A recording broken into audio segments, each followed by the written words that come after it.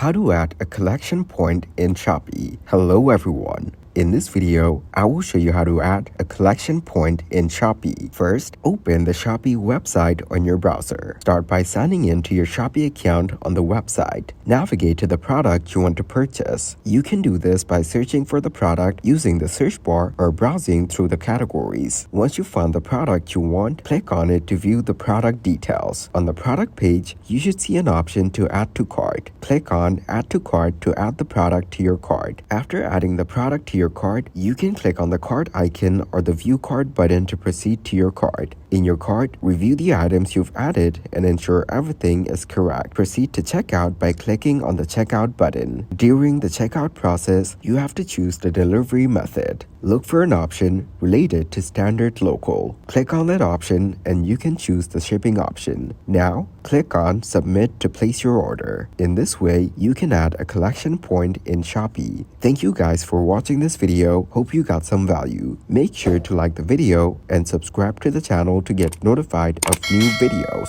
See you in the next one.